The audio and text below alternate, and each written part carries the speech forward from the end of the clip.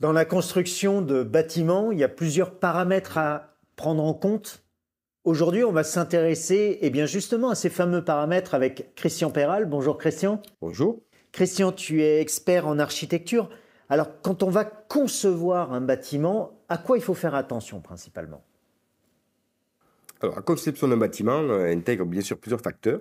Et aujourd'hui, on va s'intéresser plutôt à l'ergonomie. Donc, c'est un facteur qui est lié à l'usage, aux usagers et à l'exploitation du bâtiment. Donc, je pense effectivement qu'il est important d'intégrer le besoin des exploitants futurs. Voilà. Moi, j'aime bien souvent me poser la question avant même de concevoir, est-ce que ces exploitants seront réellement satisfaits de ce qu'on va leur proposer à la sortie? C'est une question qu'on ne se pose pas tout le temps, mais si on imagine quand on conçoit la satisfaction future, alors c'est une promesse, hein, ben ça peut aider à trouver des solutions. D'accord. Alors, dans l'ergonomie, concrètement, à quoi il faut faire gaffe? Quels sont parfois les impairs qu'on peut faire? L'ergonomie, aujourd'hui, on parle beaucoup au travail de qualité de vie. Ouais. La qualité de vie au travail, et effectivement, le bien-être des collaborateurs, collaboratrices. Et ça veut dire un bon éclairage, autant naturel qu'artificiel, sur les postes de travail notamment. Donc éviter de vitrer trop les parties basses des bâtiments parce que ça éclaire les jambes des utilisateurs ou ça met en vitrine les meubles de rangement, donc ce qui n'a pas d'intérêt particulier, sans parler de la surchauffe éventuelle au niveau économie d'énergie.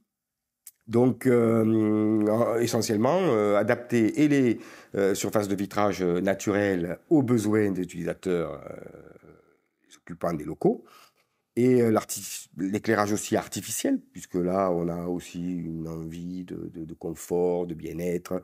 Il y en a qui vont supporter des éclairages plutôt vifs, d'autres plutôt doux.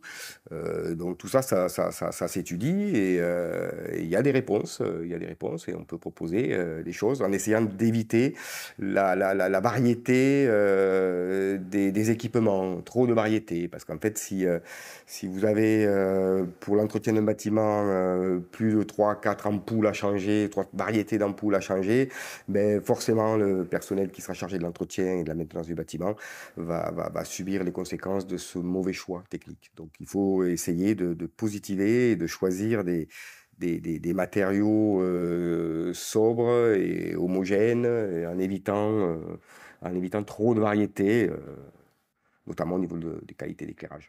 Oui, éviter d'avoir 15 types de lampes différentes à remplacer, c'est ça? C'est exactement ça. Ok.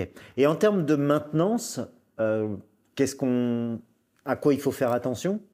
Alors aujourd'hui, on parle beaucoup de centrales de traitement d'air, d'économie d'énergie, de maîtrise du renouvellement d'air dans les locaux. Donc ça veut dire qu'il y a beaucoup d'appareils qui gèrent ces flux. Et Mhm. ces appareils sont en général situés tout simplement en toiture. Et effectivement, ensuite, il faut accéder à cette toiture pour maintenir, changer des filtres ou réparer ou remplacer les machines. Donc, à mon sens, il faut aussi essayer d'intégrer des accès facilités, non pas toujours par échelle, parce que le gars qui vient avec sa caisse à outils, ben avec une échelle, c'est quand même très difficile de monter une caisse à outils qui fait 10, 15 ou 20 kilos.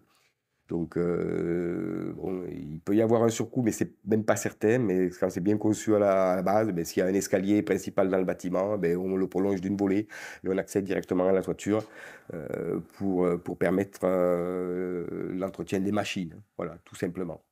Et pourtant, ça a l'air d'être une évidence comme ça, mais si t'en parles, c'est que finalement, ça n'en est pas une. Alors, ça n'en est pas une parce que d'autres contraintes peuvent être plus prioritaires et je l'entends, puisqu'il y a quand même aussi l'esthétique, euh, d'autres règles aussi auxquelles on doit se soustraire.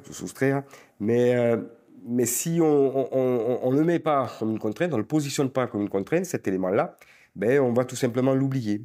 Et c'est en cours de chantier ou en toute fin qu'on va dire, ah mais c'est vrai, il faut accéder à la toiture, donc mettons une échelle à droite, à gauche, etc.